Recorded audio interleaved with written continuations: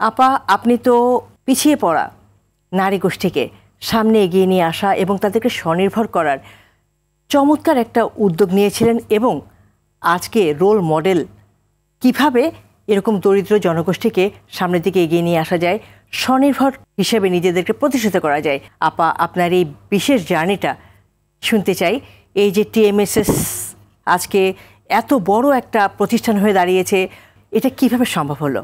যে প্রশ্ন আমাকে করলেন, এই প্রশ্নটা বোধহয় একটু ভাইস ভার্সা হয়। আপনি বললেন যে পিছিয়ে পড়াদেরকে আমি সামনে নিয়ে আসছি, এটা না বলে বরং পিছিয়ে পড়া যারা ছিল তারাই আমাকে সামনে নিয়ে আসছে।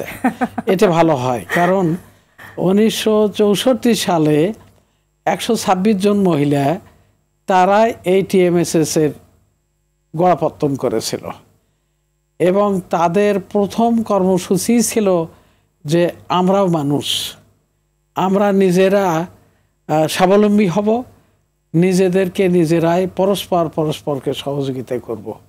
তাদের যে এনথুসিয়াজম, তাদের সেই সময়ের যে প্রেরণা, সাহস, শক্তি, সেটা এখনো আমাকে তাড়িত করে।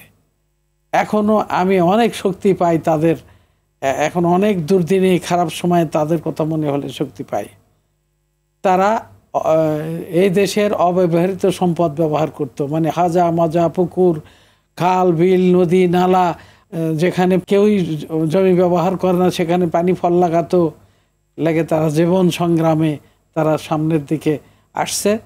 তাদের সঙ্গে আমারও জীবন সন্ধিক্ষণে, পট পরিবর্তনে আমিও দেখলাম যে এনাদের এত সাহস, এত ভালো মানুষ এনাদের সঙ্গে থাকবো, অনেকের উপকার করা যাবে। কারণ যেখানে মানুষের উপকার প্রয়োজন সেখানে উপকার করাটা কিন্তু ফরজে আইন। মানে নামাজ পড়া যেমন ফরজ, হজ করা যেমন ফরজ, তেমনি যার সক্ষমতা আছে এবং যার উপকার প্রয়োজন তাকে উপকার করতে হবে, সহায়তা করতে হবে, এটা ফরজে আইন।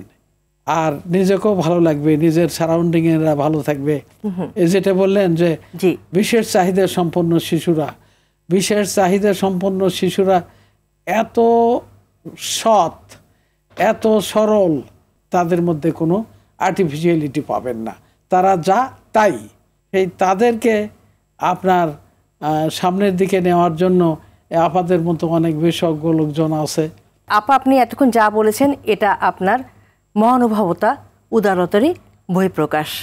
আপনি যেটা বলছেন, হ্যাঁ, তারা আপনার সহযাত্রী ছিল, তবে একটা যোগ্য নেতৃত্ব ছাড়া আসলে এতদূর আসাটা সম্ভব ছিল না।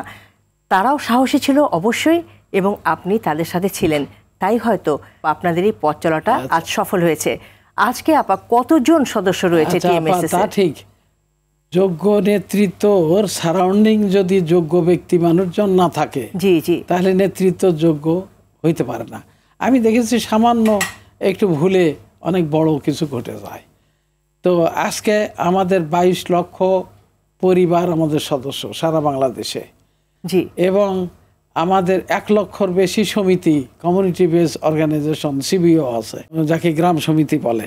এবং আপনার প্রাতিষ্ঠানিকভাবে এই যে বললাম শিশু বিকাশ কেন্দ্র, আমাদের একটা হাসপাতালও আছে, 1000 শয্যা বিশিষ্ট একটা হাসপাতাল, টিএমএসএস মেডিকেল কলেজ, 250 শয্যা বিশিষ্ট ক্যান্সার হাসপাতাল, সেখানে শিশু বিকাশ কেন্দ্র আছে।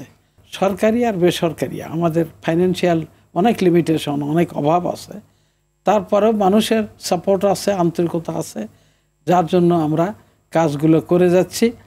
আর যাদের জন্য করছি তাদের জন্য করাটা যে কত মধুময়, কত আনন্দদায়ক, এবং তারা যে কত দোয়া করে, এবং তাদের হাস্যোজ্জ্বল মুখ দেখলে, তাদের আনন্দ দেখলে এত বড় বিনোদন আর হতে পারে না।